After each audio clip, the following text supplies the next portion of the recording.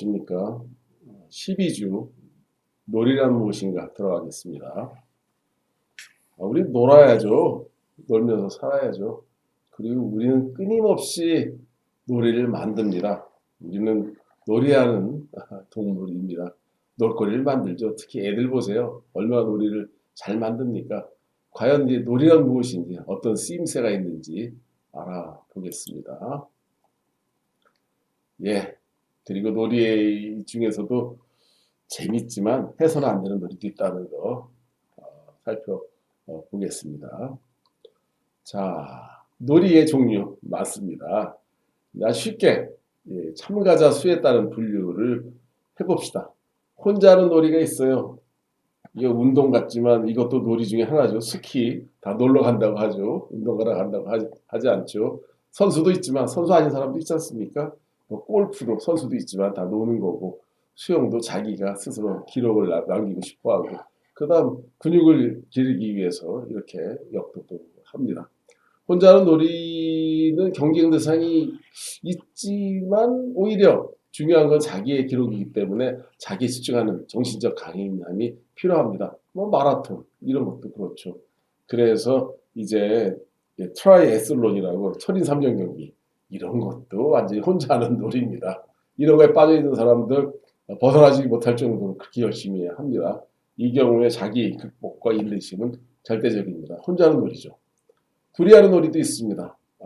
이기고 짐이 분명하지요. 그리고 그것의 책임이 나에게는 분명히 옵니다. 내가 지거나 이기거나 둘이 하니까 누구를 탓할 수 없죠. 장기도 그렇고 바둑도 그렇고 다 그렇죠. 격투기가 그렇습니다. 탁구, 배드민턴, 테니스 이런 것도 그렇죠. 복식이 하는 경우는 아주 전형적으로 둘이 하는 놀이입니다. 그리고 당구도 둘이 하는 경우 경쟁자끼리 하지만 서로 몸을 부딪힐 일이 없기 때문에 영국 같은 경우는 아주 신세의 놀이로 불립니다.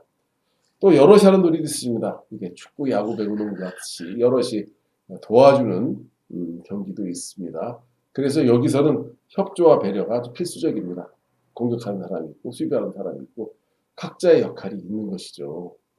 그래서 전체적으로 흐름을 파악해서 하는 조망적 사고가, 그리고 서로를 격려하는 이런 태도가 필요한 놀이입니다. 자, 이제는 도구에 따른 분류를 해볼까요? 맨손으로 하는 놀이도 있어요. 그 아무것도 없이. 레슬링도 그렇고, 씨름도 그렇고, 수영도 그렇죠. 가위바위보도 그렇고, 또 잘 그렇습니다. 또는 이제 춤추는 것도 하나의 놀이죠. 노래하는 것도. 그것도 아무런 거 필요 없으니까 악기가 없는 경우는 그렇다는 얘기입니다. 그리고 특히 고대 올림픽에서는 모든 경기자가 알몸을 했다는 거 잊지 말기 바랍니다. 그런 점에서 기본적으로 다 맨손이었죠. 물론 맨손으로 이제 투창을 던진다든가 했어도 일단 맨손이 기본이었다는 얘기입니다. 그리고 공놀이도 있어요. 공이라는 건 재밌어요. 왜? 와구 튀지 않습니까? 공으로 하는 놀이를 공구자를 써서 국이라고 하는데 3차원의 세계에서 공은 어디로 튈 수 있어서 그런 변수가 재미를 줍니다. 다시 말해서 사람은 공놀이를 통해서 자기에게 주어진 3차원을 온전히 구현합니다. 그러니까 재밌죠. 그래서 럭비나 하키공도 뚫는 모양은 아니지만 3차원적으로 때리고 튄다는 점에서 구기에 속합니다. 또는 기구를 쓰는 놀이도 있습니다. 자전거 같은 경우도 그렇고 요즘은 자동차 경기도 하고 그러죠. 그리고 무기도 이제 놀이의 수단이 돼서 활쏘기나 사격 같은 것도 기록 경기가 됩니다. 드론 경기도 요즘 하죠. 로봇 경기도 하고 이렇게 기구 쓰는 놀이가 있습니다. 또 지역에 따른 분류도 있습니다. 전통놀이 보십시오. 우리 씨름, 태권도 이런 거, 제기차 이런 것도 다 전통놀이에 속하죠. 그리고 태권도는 이제 올림픽 종목으로 채택되었습니다. 윷놀이도 얼마나 명절이면 합니까? 윷놀이도 다행해서 이 종지처럼 종지에 담아서 던지는 밤윷도 있고 아주 콩이나 팥을 쪼개서 만들 수 있어요. 따라서 사실은 윷놀이는 언제든지 할 수 있어요. 동전만 4개만 있어도 할 수 있다는 얘기입니다. 예. 그리고 우리나라 전통놀이 말고 외국 놀이도 있습니다. 축구 아주 유럽에서 인기가 높죠. 근데 미국에서 축구 관심 없어요. 오히려 미식 축구 아메리칸 풋볼이 관심이 있죠. 그래서 연말에 결승전을 벌이는데 그게 슈퍼볼이라고 하는데 이때는 뭐 미국이 아주 난리가 납니다. 그리고 우리는 미국 문화 영향으로 농구와 야구를 또 즐깁니다. 더 나아가서 우리 스턴트 같은 거, 이건 아주 익스트림 스포츠이죠. 그 익스트림 스포츠를 필름으로 만들어서 영화를 찍습니다. 그러니까 스턴트가 있기 때문에 결국 그 헐리우드 영화가 가능해졌다는 얘기죠. 이런 놀이가 없으면 어떻게 보면 헐리우드 영화의 재미가 없다는 얘기입니다. 그리고 우리에게 익숙하지 않지만 영국 연방 국가, 호주나 뉴질랜드스 또는 캐나다, 하다못해 인도에서 즐기는 놀이가 크리켓 같은 게 있어요. 야구 같은 거 있죠. 그리고 영국 사람들은 럭비를 좋아합니다. 럭비와 미식축구의 가장 차이는 공을 뒤로 할 수 있냐 없느냐에 딸려 있습니다. 그리고 말에서 공을 치는 폴로 경기도 영국에서 아직도 합니다. 동물을 대상으로 한 놀이도 있어요. 투 같은 것도 그렇죠. 그리고 이제 경마 같은 것도 그렇죠. 그런데 스페인에서 이 투가 문제가 되는 게 그 소를 죽이잖아요. 그래서 소의 학대다라는 얘기로 반대가 많죠. 그런데 우리가 하는 이 청도 소싸움 같은 경우는 소를 결코 죽이지 않습니다. 그런 점에서 투와는 전혀 달라요. 반대 이유가 있지만 그래도 전통놀이라는 점에서 인정되어서 청도에서는 아직도 하고 있습니다. 그러니까 개싸움은 혹시 몰라도 닭싸움은 닭이 희생되는 경우가 있어서 오히려 부정적일 수가 있지만 소싸움 정도는 소 한 마리가 꼬리치면서 달아나면 짓는 것이기 때문에 소의 생명을 뺏지는 않는다는 점에서 좀 다릅니다. 과거에는 이제 귀족들, 왕족들이 사냥도 했죠. 그러나 요즘은 사냥이 오히려 동물인류의 관점에서 비윤리적이라는 이야기가 나오고 있습니다. 놀이의 특성과 효용을 따져보겠습니다. 놀이는 우리에게 즐거움을 주기도 하지만 아주 해악을 끼치기도 합니다. 게임 중독 되지 않습니까? 그리고 도박에 빠지면 패가 망신하지 않습니까? 이런 거가 아주 해악이죠. 그래서 놀이가 뭔지, 해서는 놀이가 뭐고 해서는 안 되는 놀이가 뭔지 생각해 봅시다.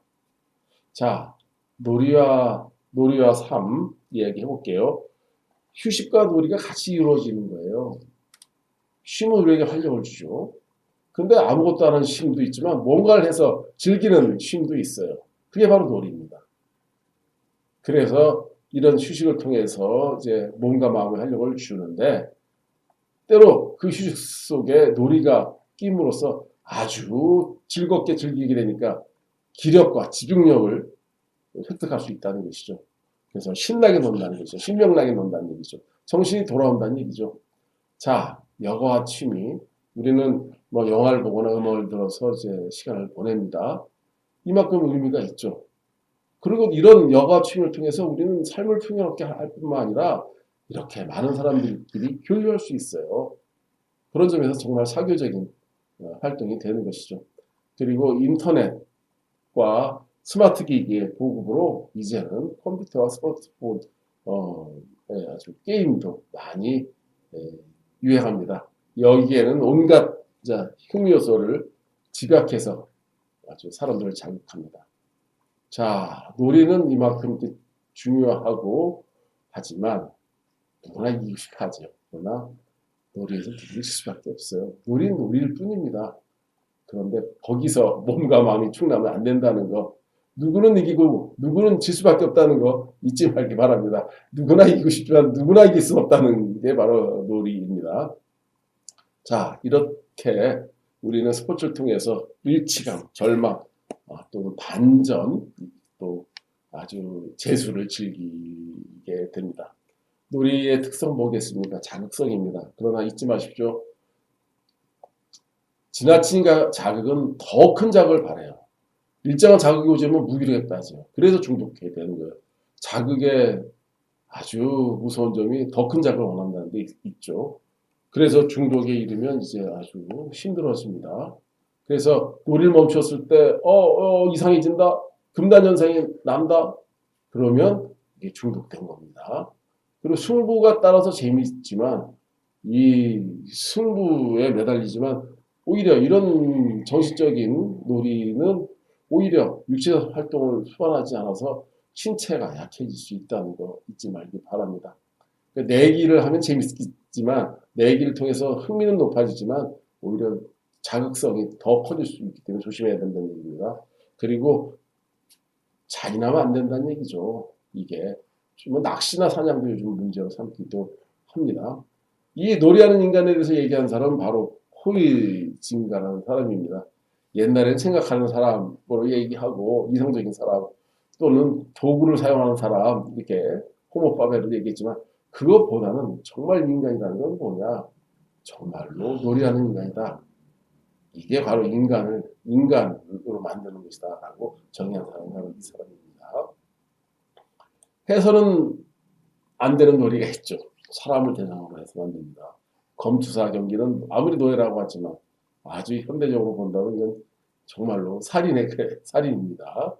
그리고 강자가 약자를 어린애 아이를 남자가 여자를 괴롭히는 것처럼 사람이 사람을 놀이로 삼으면 안 된다는 것이죠.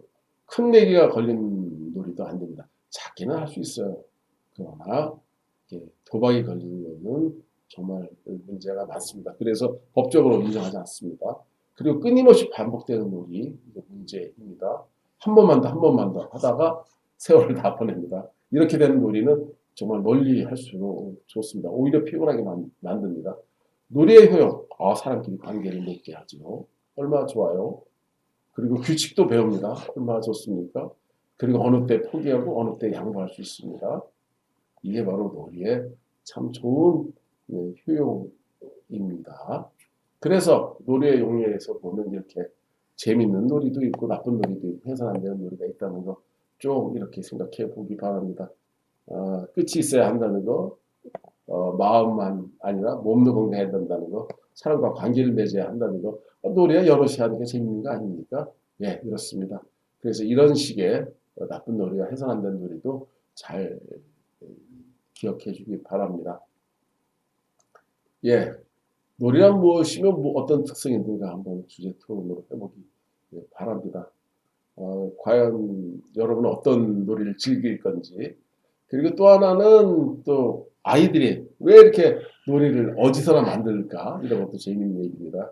그리고 놀이는 사실 세대 간에도 전승되지만 그 세대 가운데 또래 간에도 전승이 됩니다. 이를테면 오징어 게임 우리 잊어버렸지만 그 나이 또래 아이들은 오징어 게임을 늘 하지 않습니까? 그러니까 그 또래들끼리 전승되는 것이죠. 아주 재미있는 현상입니다. 예, 우리는 그리고 어느 때나 놀자는 말을 잘 써요. 저기 가서 놀아, 친구랑 놀아. 이때 논다는 거는 사람답게 살라는 얘기예요. 어떻게 보면 즐겨라는 얘기죠. 따라서 이 논다는 뜻도 넓다는 거 알고 있기 바랍니다. 놀이에서의 중독성, 도박성 거기에 대해서 한번 찬반을 나눠서 이야기해 보기 바랍니다. 예, 우리 마지막으로 여기 보면 이렇게 사회적으로 인정받는 놀이들이 있습니다. 엑스라든가 이런 것들 본인이 해야 할 여러 가지 여가 활동에 대해서 프로젝트로 해보기 바랍니다. 고맙습니다.